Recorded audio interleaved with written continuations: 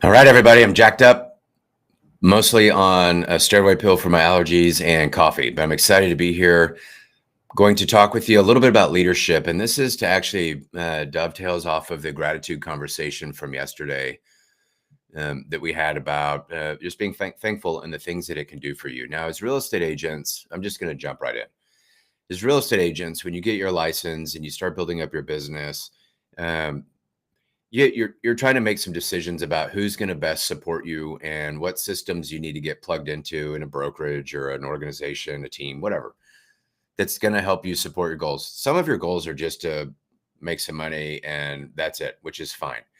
Some of your goals are that you want to start building a business, and some of you are looking to elevate your business to a whole new level, right? And when you're shopping around and you're interviewing brokerages and organizations, you're looking for a system that will support it. You're looking for a group of people that are within that organization that you want to associate yourself with. And then you're looking for who are the leaders in that organization that have success in helping you grow your business or leading others to have success, right, with their business. So make no mistake, leadership is about who's helping you, who's serving you. As a leader in an organization, it's a hard job, okay? Because the leaders that you're looking for are the ones they're the guards of the standards of the organization, right? They're the guards of don't let mediocrity come in there. Don't let unprofessional, immature, selfish, like all these things that show up.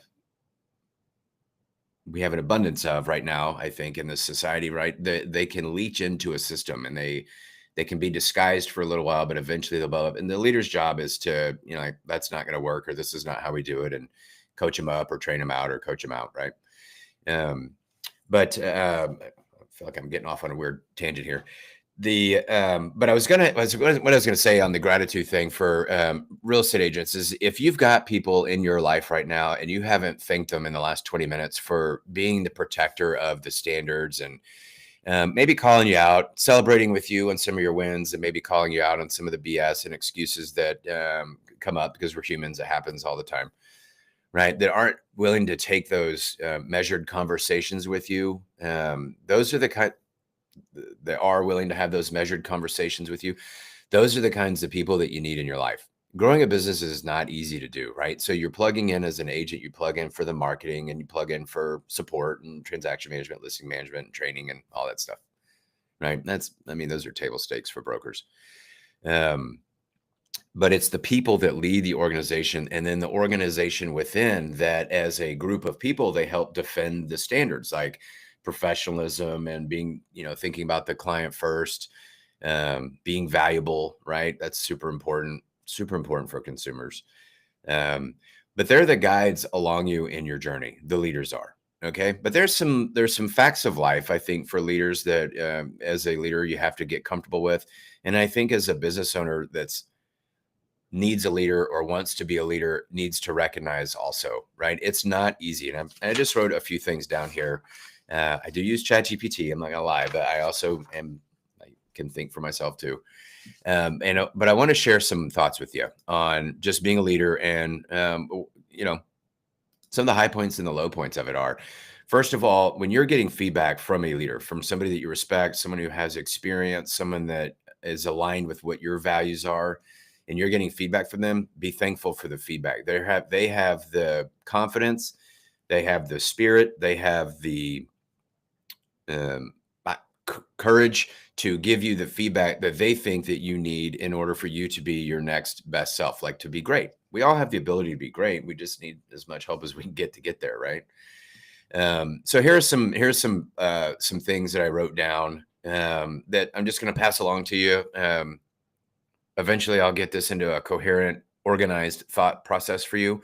But if you know me, this is just how I am. So I will say something else about guarding the standards. It's easy when you get a group of people and the chips are down, the market's hard, and all that stuff.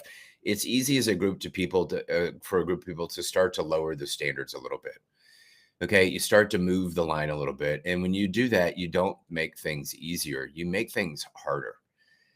And you set people up for failure. And a good team, a good leader is not there to help people set people up for failure. It's to set people up to be great. It's to set people up to have a great business. Do you think having a great business requires an insurmountable amount of confidence and just a tremendous amount of just laser beam focus and just shifting things out? Of course it does, right? You've got to have a tremendous amount of discipline.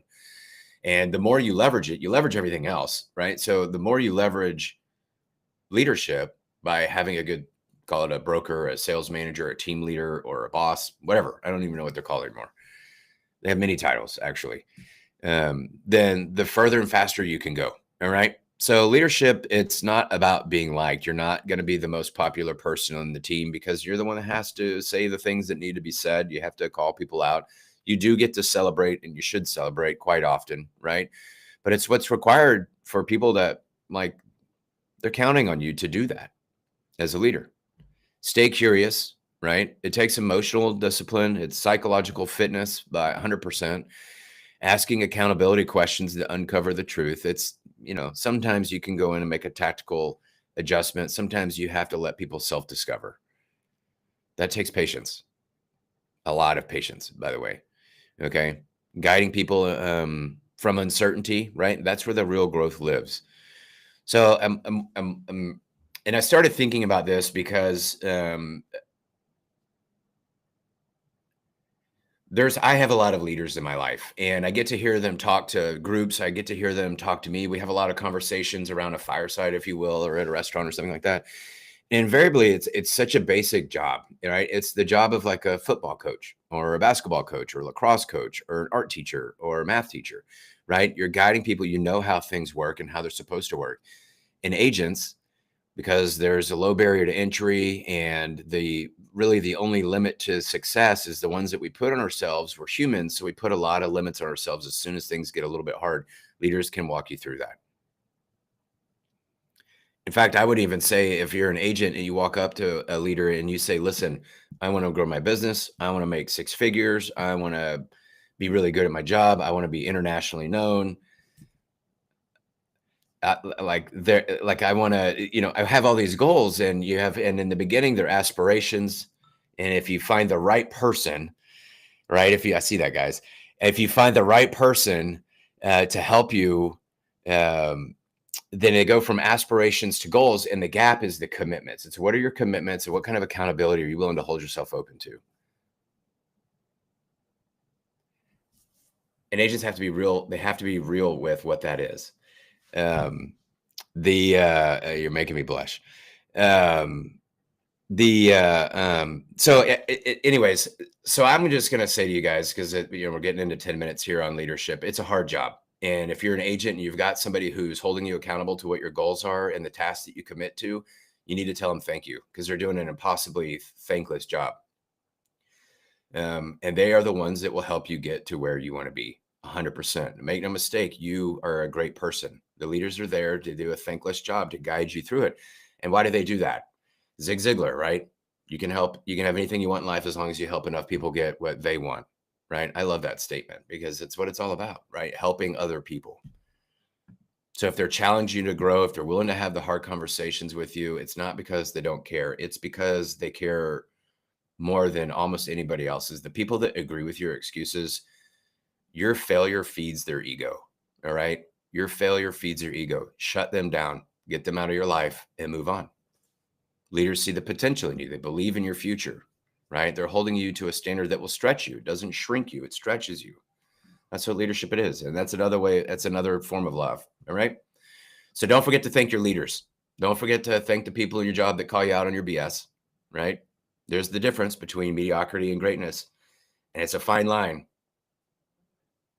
That's all I have for you. Y'all have a great Friday. Hook 'em horns.